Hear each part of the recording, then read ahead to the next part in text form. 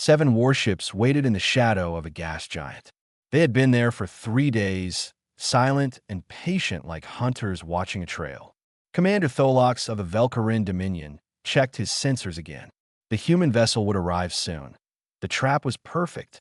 His tactical officers had spent months planning it. They studied human patrol routes, their communication patterns, their response times. Everything was calculated down to the smallest detail. When the humans entered this system, they would find themselves surrounded with nowhere to run. Tholox allowed himself a rare smile. The Velkarin had heard stories about humans. Dangerous stories. They called Earth a death world, a planet so hostile that its creatures evolved to survive anything. The humans who came from that world were supposed to be fierce, unpredictable, and nearly impossible to kill. But Tholox did not believe in stories. He believed in superior numbers and superior planning. 7 warships against 1 small survey vessel. The humans would be captured, studied, and dissected. Their reputation would die with them. The sensor officer made a sharp clicking sound. "Commander, the human ship has entered the system." Tholox leaned forward in his command chair. "Show me." The display revealed a modest vessel moving through space. It was called the Resolute according to their intelligence. A survey ship with minimal weapons and a crew of 42 humans. Easy prey. All ships, move to intercept positions, Tholox ordered. Do not let them escape. His fleet emerged from behind the gas giant like predators rising from deep water. They spread out in a precise formation, blocking every possible escape route. The human ship stopped moving almost immediately. "Open communications," Tholox said. "I want to see their fear." The view screen flickered and showed the interior of the human ship. A female human sat in the captain's chair. She had dark skin and gray hair cut very short. Her uniform was simple and practical. She looked at Tholox with an expression he could not read. "Human vessel," Tholox announced. "You are surrounded. Your weapons are useless against our combined firepower. Surrender your ship and crew, and you will be treated fairly." The human captain tilted her head slightly. "Treated fairly how exactly? You will be studied. Your species is of great interest to the Dominion. Cooperate, and your deaths will be painless." Tholox expected screaming, begging, perhaps defiant threats that would accomplish nothing. Instead, the human captain turned to someone off-screen. "Ravi, are you seeing this formation?" A male voice answered.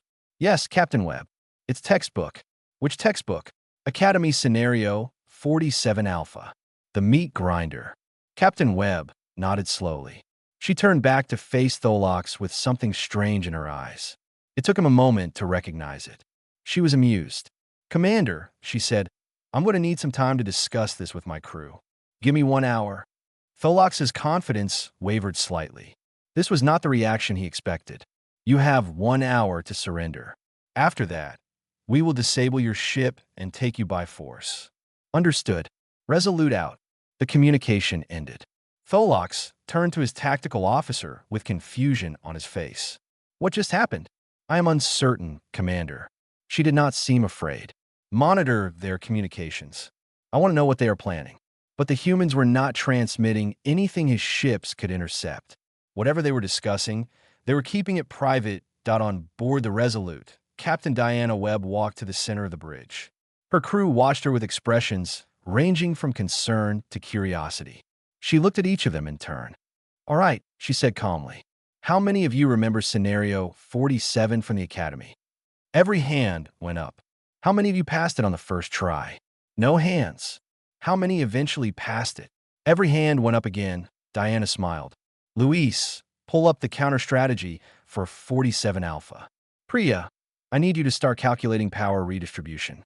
Ravi, get your security teams ready for possible boarding actions. Not ours, theirs." Her crew moved with purpose and energy. There was no panic, no despair. They had been trained for exactly this situation. Navigator Luis Ortega pulled up the tactical display and began marking positions. "Captain, their formation has one weakness. Right here, between the 3rd and 4th ship. It's the same gap that Instructor Morrison always built into the simulation." "I remember." He said no real enemy would ever leave that gap open. Well, these ones did. Diana looked at the formation surrounding them. 7 warships crewed by aliens who thought they had planned the perfect trap. They had no idea that human military academies have been running this exact scenario for decades.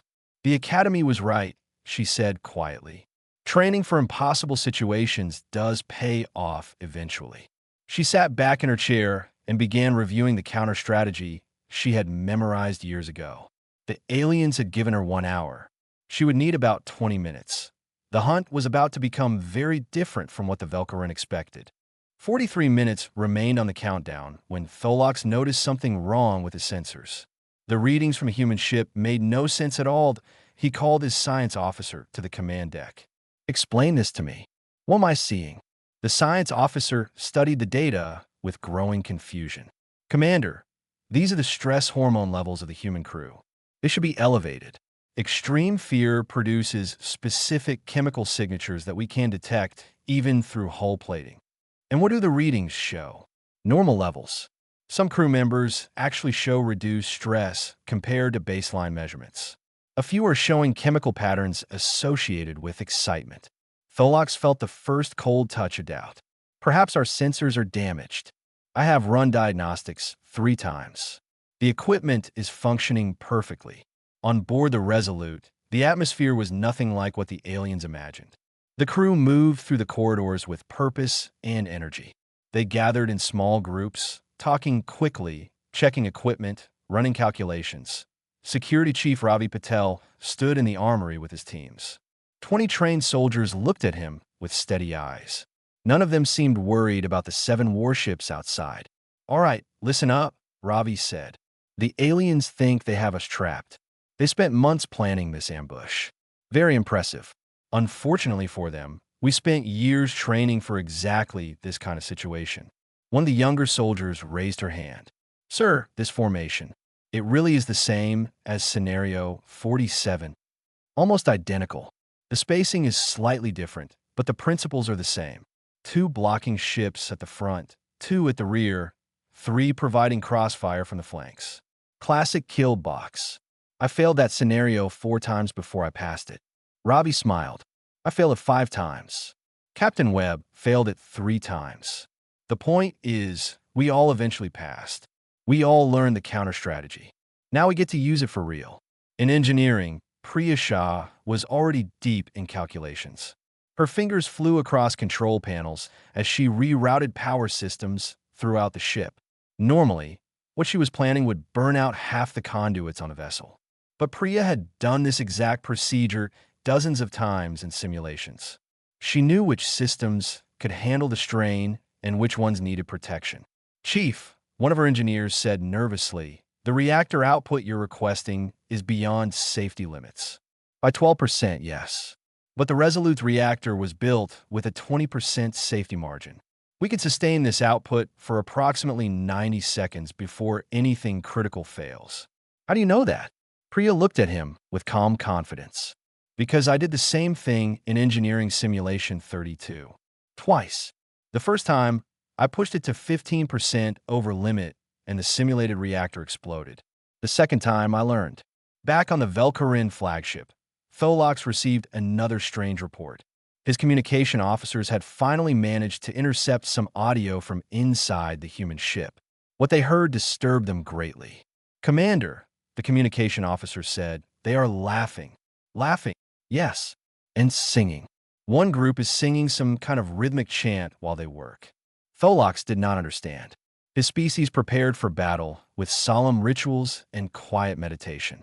The idea of singing before combat seemed insane. "What are the words?" "We cannot translate all of it, but the chorus seems to reference surviving something called Morrison's Hell Week and how nothing after that was ever as difficult." On the Resolute's bridge, Captain Webb reviewed the final preparations. Her navigator had plotted 3 different escape routes. Her engineer had configured the ship for maximum acceleration. Her security chief had teams ready for any possibility.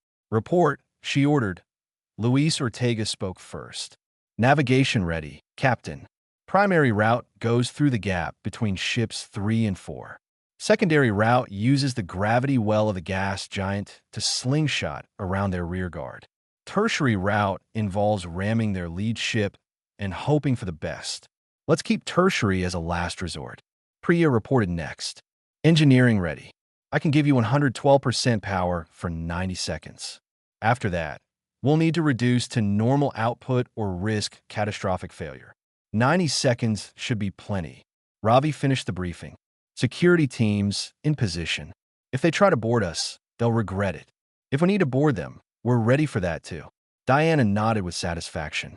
Her crew had transformed from survey scientists into a combat unit in less than an hour. This was the human way. When danger appeared, humans did not freeze or panic. They remembered their training and got to work. The countdown timer showed 30 minutes remaining.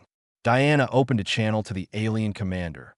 Tholox appeared on her screen immediately. Have you decided to surrender? Not exactly, Diana replied. I wanted to thank you. Thank me? For what? For the training exercise. My crew was getting bored with routine survey work. This is exactly the kind of challenge they needed to stay sharp. Tholox stared at her. You consider this a training exercise? Commander, I've run this scenario more times than I can count. The only difference is that this time, the ships are real. Diana smiled pleasantly. I'll see you in 30 minutes. She cut the transmission and turned to her crew. Places everyone. The drill starts soon. Around her, the crew of the Resolute prepared for battle with the calm efficiency of people who had practiced this moment 1,000 times before. The aliens had no idea what was coming. The countdown reached 0. Tholox straightened in his command chair and prepared to give the order to disable the human ship. His finger hovered over the communication panel. Then the human vessel exploded into motion. Not literally exploded, but it moved so suddenly and so fast that Tholox's tactical officers needed a moment to process what they were seeing. The small survey ship accelerated directly toward the Velkarin flagship at impossible speed. They're attacking, his weapons officer shouted. That's suicide. Tholox watched the human ship grow larger on his view screen. They were coming straight at him with no attempt to evade. For a brief moment, he thought the humans had chosen death over capture. A respectable choice, perhaps, but foolish. All ships, fire at will. He ordered calmly. 7 warships opened fire on the charging human vessel. Energy beams and projectiles filled the space around the Resolute. Any one of those shots should have crippled the small ship. None of them hit. The human ship twisted and rolled through the weapon's fire with movements that seemed impossible for a vessel its size. It changed direction so quickly that the targeting computers could not keep up. It was like trying to shoot a small bird with a cannon dot on the Resolute's bridge. Luis Ortega called out course changes with mechanical precision. His eyes never left the navigation display. His hands moved across the controls like they belonged to someone else. Hard roll, 15 degrees. Nose down. Lateral thrust port side. Accelerate. Captain Webb watched her navigator work with quiet pride. Luis had always been the best in their academy class at evasive maneuvers. Now he was proving it against live fire. Distance to gap? She asked. 20 seconds at current speed. They're repositioning to close it. Priya, I need more power to engines. From engineering, Priya's voice came through with perfect calm. You have it, Captain. 112% for the next 73 seconds. The Resolute surged forward even faster. On the Velkarin flagship, Tholox watched in disbelief as the human ship slipped between his 3rd and 4th warship. The gap that his tactical officers had assured him was too small for any vessel to pass through. How, he demanded. That gap was calculated precisely. They shouldn't have fit through, his tactical officer stammered. The clearance was only 50 meters on each side. Obviously, it was enough, but the humans were not finished. As a Resolute passed through the gap, it fired precisely aimed shots at both flanking ships. The beams were not powerful enough to destroy Velkarin warships, but they struck exactly where the ships were most vulnerable. Navigation Ares. Sensor clusters. Communication dishes. Both ships went partially blind at the same moment, but on the Resolute, Ravi Patel watched the damage assessment scroll across his tactical display. Direct hits on both targets, Captain. Their sensors are degraded by approximately 40%. Good shooting. Thank the Academy. We practiced that shot pattern every week for 2 years. Tholox ordered his remaining ships to pursue. The formation broke apart as each vessel turned to chase the fleeing human ship. This was not how the battle was supposed to go. The humans should have been disabled and captured within the first minute. Instead, they had escaped the trap and damaged 2 of his ships. "How are they doing this?" he growled. His science officer studied the sensor data with growing alarm. "Commander, the human vessel's movements are not random. They appear to be following a predetermined flight pattern. Every maneuver, every shot, every course change seems to be part of a larger plan. That's impossible. They couldn't have known our formation in advance." "No, but they seem to have trained for a formation very similar to ours. Their responses are too fast and too coordinated to be improvised. They knew what we would do before we did it." Tholox felt his confidence crumbling. The perfect trap he had planned for months was falling apart in minutes. The prey was escaping, and worse, the prey was hurting his hunters. On the Resolute, Diana Webb allowed herself a small moment of satisfaction. Phase 1 was complete. They had escaped the kill box and damaged 2 enemy vessels. But the battle was far from over. "Luis, what's the status of pursuit?" "5 ships chasing us, Captain. The 2 we hit are falling behind, but still operational. The other 5 are maintaining formation as they pursue." "Are they following the pattern?" Luis studied his display for a moment, then smiled. "Yes, Captain. They're doing exactly what Scenario 47 predicts. They're trying to herd us toward the asteroid field." "Then let's go to the asteroid field." The Resolute changed course toward a dense cluster of rocks floating in the outer system. From the alien perspective, this looked like the humans were making a desperate choice. Asteroid fields were dangerous for any ship. The humans would be trapped again, but Diana knew something the aliens did not. Her crew had spent countless hours training in simulated asteroid fields. They knew how to navigate the rocks. They knew where to hide. And they knew how to use the environment as a weapon. "Priya, how are the engines?" "Running hot, but stable. We can maintain this speed for another 3 minutes before I need to reduce power." 3 minutes is enough. Diana turned to her crew with a fierce smile. "Phase 2 begins when we enter the asteroid field. Everyone remembers what comes next." Her crew nodded with matching smiles. The aliens had no idea that they were chasing a ship full of people who had practiced this exact situation over and over until it became second nature. The hunt was about to change direction completely. The asteroid field swallowed the Resolute like a fish diving into coral. Massive rocks tumbled slowly through space, creating a maze of shadows and hidden paths. The human ship disappeared from Velkarin's sensors almost immediately. Tholox ordered his fleet to follow, but more carefully this time. His ships entered the asteroid field in a spread formation, each one scanning for the human vessel. The hunt had become a search. "Find them," he commanded. "They cannot hide forever." But the humans were not hiding. They were waiting. Deep inside the asteroid field, the Resolute drifted silently behind a rock the size of a small moon. All non-essential systems were powered down. The ship was nearly invisible to sensors. Captain Webb watched her tactical display with intense focus. The alien ships were spreading out exactly as predicted.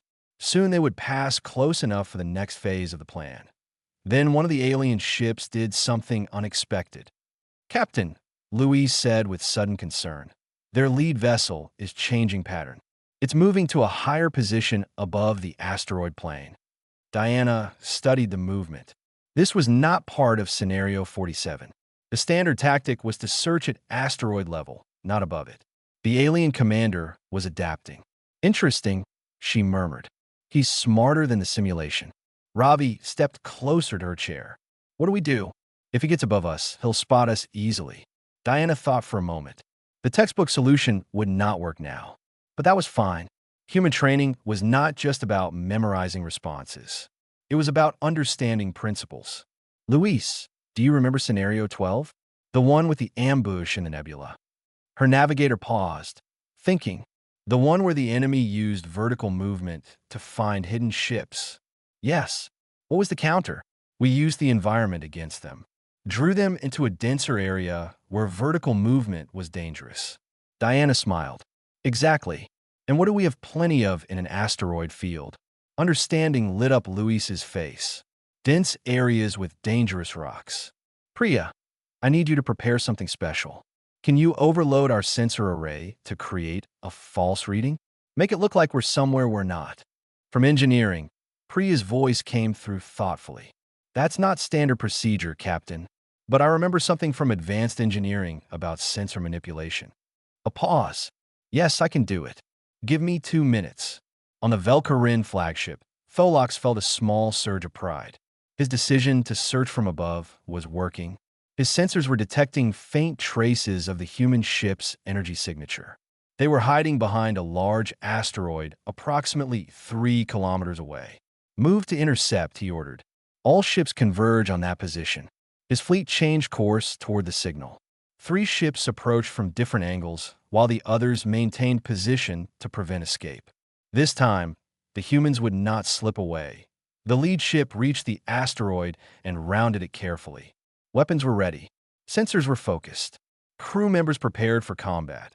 They found nothing but empty space. Commander, the ship's captain reported with confusion. The signal is coming from a small device attached to the asteroid. It appears to be broadcasting a false signature. Tholox felt cold anger rising in his chest. A decoy. They tricked us. Before he could issue new orders, alarms screamed across his flagship. The human ship had appeared directly behind his rearguard vessel. It had been drifting silently, using the asteroids as cover, moving into position while the Velkarin chased the fake signal. The Resolute opened fire at point-blank range. The Velkarin ship's engines took 3 direct hits. The vessel began spinning out of control, crashing into nearby asteroids. It was out of the fight. 3 down, Ravi announced. 4 to go. Diana did not celebrate. Move to secondary position. They'll adapt again. And they did adapt. Tholox pulled his remaining ships into a tight formation, eliminating the gaps the humans had exploited. He ordered constant sensor sweeps in all directions. His ships moved as a single unit, covering each other's blind spots. That IT was a smart response. A logical response. But humans did not think only in logic. He's learning, Diana observed. Good for him. How do we break a tight formation? Ravi asked. Diana thought about all the scenarios she had trained for. 47 did not cover this exact situation. Neither did 12.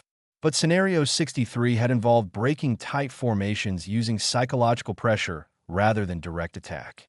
We make him think we have backup coming, she decided.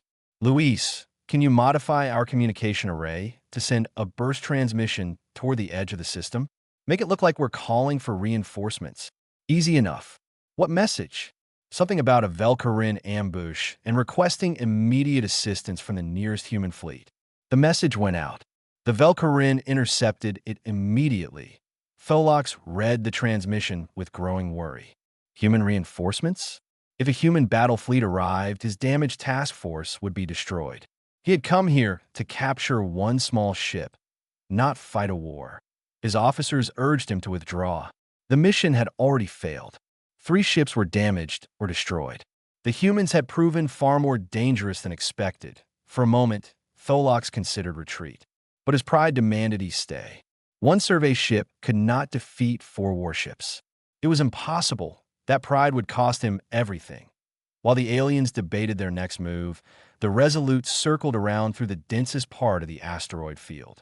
Diana was preparing something that no training scenario had ever covered. She was combining elements from half a dozen different exercises into something entirely new. This is the part where we improvise, she told her crew. Everyone ready. Her crew nodded with fierce determination. They had trained for the impossible. Now, they would create something that had never been done before.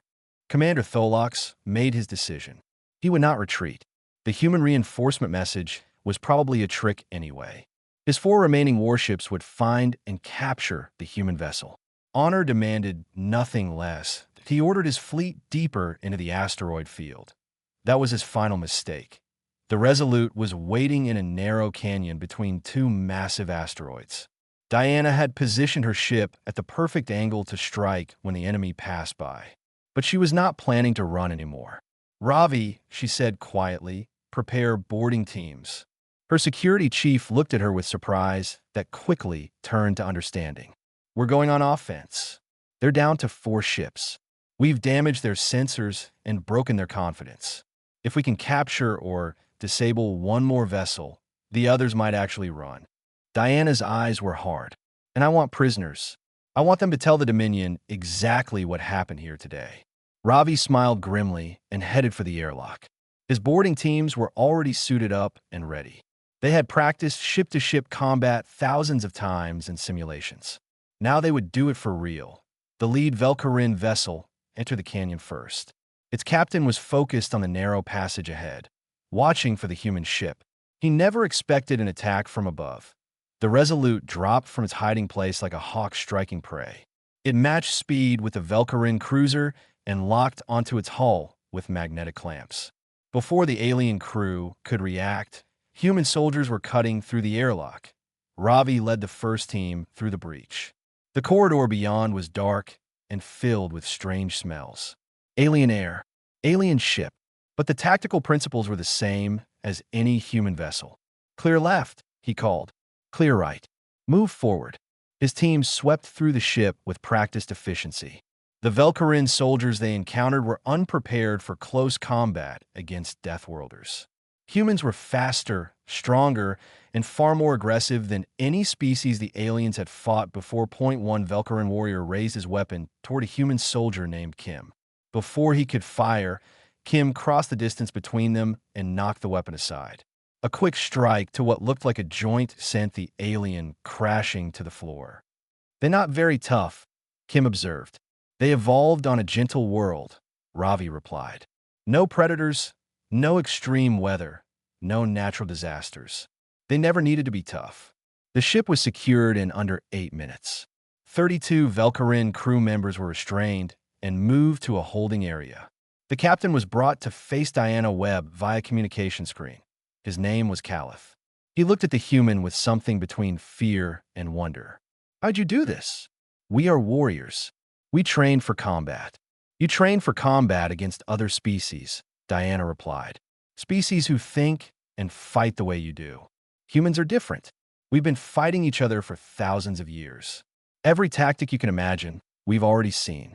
Every trap you can build, we've already escaped." On the Velkarin flagship, Tholox received the news of Caliph's capture with disbelief. A survey ship had boarded and taken one of his cruisers. The situation had become impossible. His remaining 3 ships were now facing 2 vessels, one of them their own captured cruiser. And somewhere out there, human reinforcements might actually be coming. "Commander," his first officer said carefully, "perhaps we should consider withdrawal." Tholox wanted to argue. He wanted to fight. But he had seen enough to understand the truth. The humans were not prey. They were predators pretending to be prey. This entire battle had been a demonstration of their capabilities. "Signal retreat," he ordered. "All ships, withdraw from the system." The 3 remaining Velkarin warships turned and fled. Diana watched them go with quiet satisfaction. Her tiny survey vessel and its captured prize had defeated a force 7 times their size. "Should we pursue?" Luis asked. "No. Let them run. Let them tell everyone what happened here." Diana sat back in her chair with a tired smile. "The best victory is the one that prevents future fights. After this, the Velkarin will think twice before ambushing human ships." Medical Officer Yuki Tanaka reported to the bridge with a datapad. "Casualty report, Captain. We have 7 wounded, none critical." The boarding action was remarkably clean, and the alien prisoners, frightened but unharmed. "The one called Caliph keeps asking how we knew what to do. I told him we practice." Diana laughed softly. "That's the human secret, isn't it?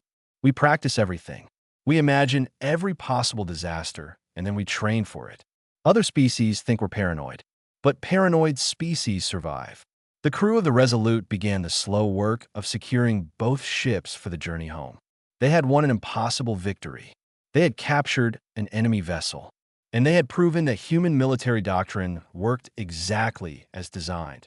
Ravi returned to the bridge, still wearing his combat armor.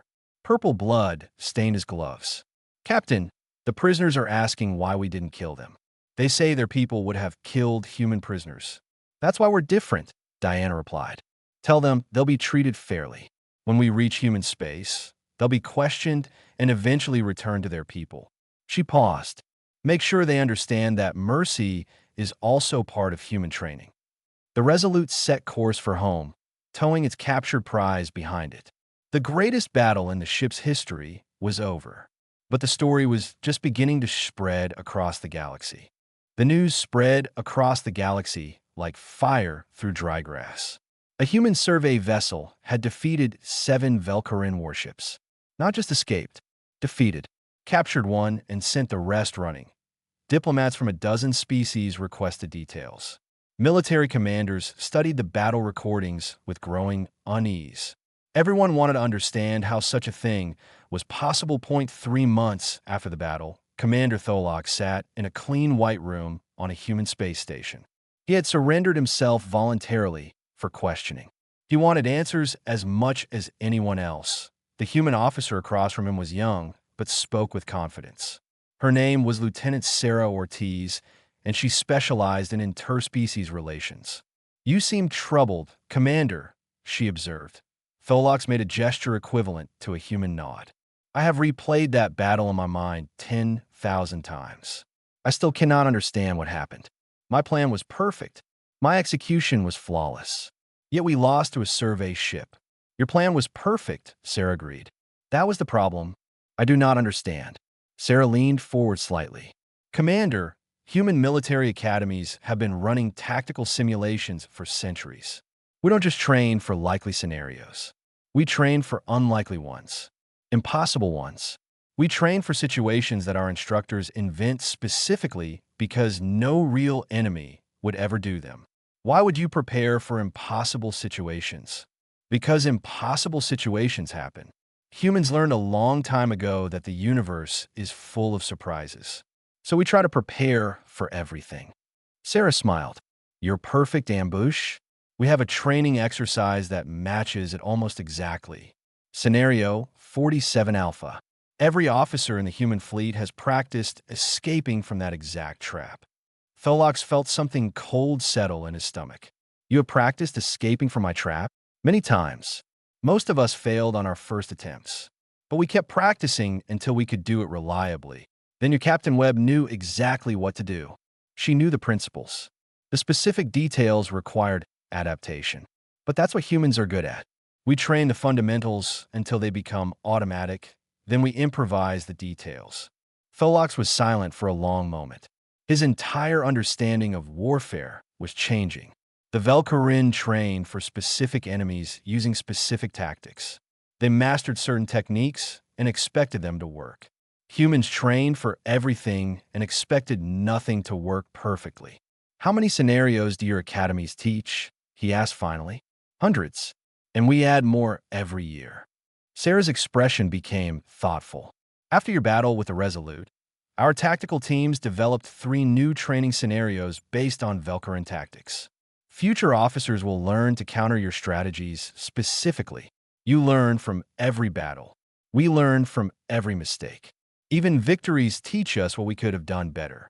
Far away from that conversation, on Earth, Captain Diana Webb stood in a familiar place. The Naval Academy's main training hall looked exactly as she remembered it from her own cadet days. The same worn floors, the same harsh lighting, the same smell of sweat and determination. Today, she was a guest instructor. 50 young cadets sat before her, fresh-faced and eager. They had all heard about her victory. They looked at her like she was some kind of hero. Diana did not feel like a hero. She felt like a survivor. "You've all read the reports," she began. "You know what happened in the Velcarin system. 7 warships, 1 survey vessel. Impossible." The cadets nodded eagerly. "Forget everything you think you know about that battle. The truth is simpler and more boring than the stories make it sound. We won because we had trained for exactly that situation. Not once, not twice, Dozens of times.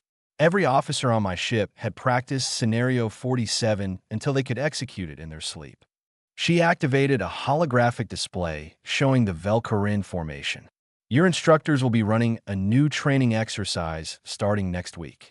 We're calling it Scenario 96. It's based on the Velcarin battle, but harder.